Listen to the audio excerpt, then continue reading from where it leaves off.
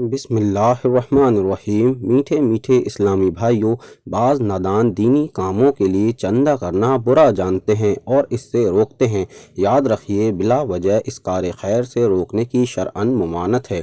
چنانچہ فتاوی رضویہ جلد 23 صفحہ 127 پر میرے آقا اعلیٰ حضرت امام اہل سنت مولانا شاہ امام احمد رضا خان علیہ الرضوان ایک سوال کے جواب میں ارشاد فرماتے ہیں، امور خیر کے لیے مسلمانوں سے اس طرح چندہ کرنا بدعت نہیں بلکہ سنت سے ثابت ہے۔ جو لوگ اس سے روکتے ہیں، بھلائی سے بڑا روکنے والا حد سے بڑھنے والا گناہگار میں داخل ہوتے ہیں۔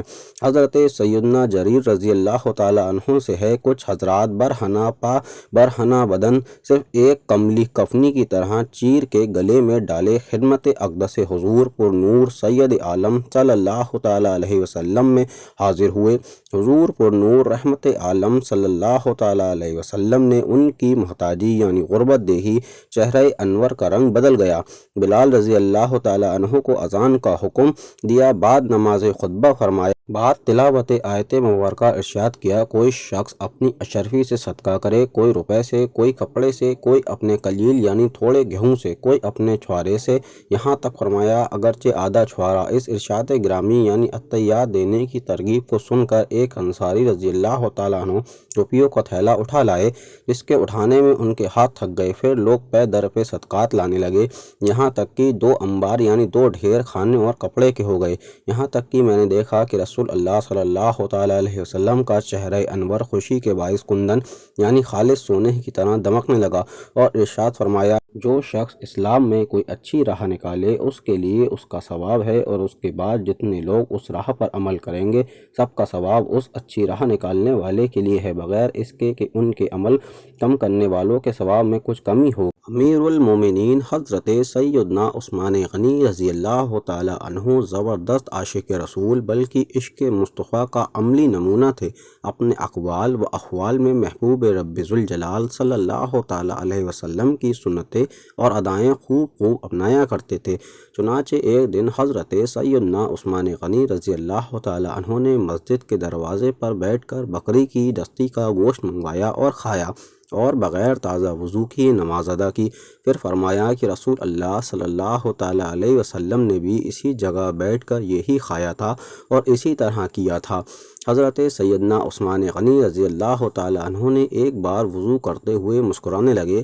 لوگوں نے وجہ پوچھی تو فرمانے لگے، میں نے ایک مرتبہ سرکار نامدار صلی اللہ تعالی علیہ وسلم کو اسی جگہ پر وضو فرمانے کے بعد مسکراتے ہوئے دیکھا تھا۔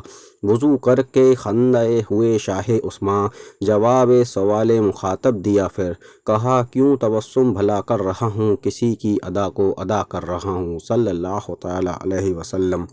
حضرت سیدنا شہربیل بن مسلم رضی اللہ تعالی عنہ سے روایت ہے کہ امیر المومنین حضرت سیدنا عثمان غنی رضی اللہ تعالی عنہ لوگوں کو امیروں والا کھانا کھلاتے اور خود گھر جا کر سرکہ اور زیتون پر گزارا کرتے۔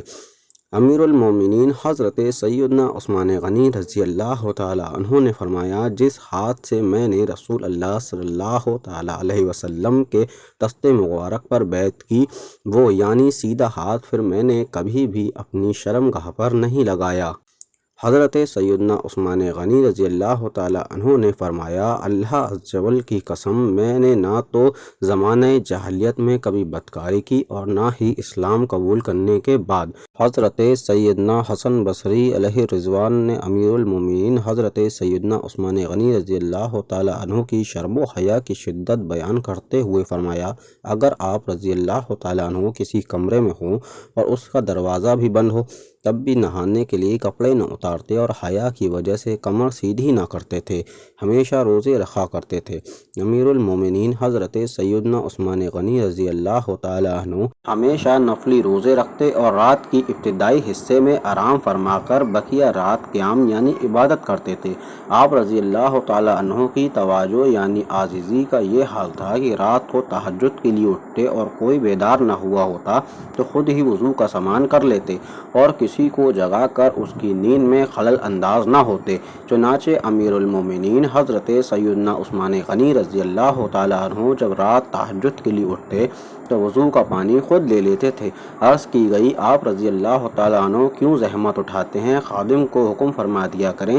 فرمایا نہیں، رات ان کی ہے، اس میں آرام کرتے ہیں۔ امیر المومنین حضرت سیدنا عثمان غنی رضی اللہ تعالیٰ عنہ ایک موقع پر اپنے باغ میں سے لکڑیوں کا گٹھا اٹھائے چلے آ رہے تھے، حالانکہ کئی غلام بھی موجود تھے۔ کسی نے عرض کی آپ نے یہ گٹھا اپنے غلام سے کیوں نہ اٹھوا لیا؟ فرمایا اٹھوا تو سکتا تھا، لیکن میں اپنے نفس کو آزما رہا ہوں کہ وہ اس سے عاجز تو نہیں ہے یا اسے ناپسند تو نہیں کرتا۔ حضرت سیدنا عثمان غنی رضی اللہ تعالیٰ عنہ نے اپنے ایک غلام سے فرمایا میں نے ایک مرتبہ تیرا کان مروڑا تھا، اس لیے تو مجھ سے اس کا بدلہ لے لے۔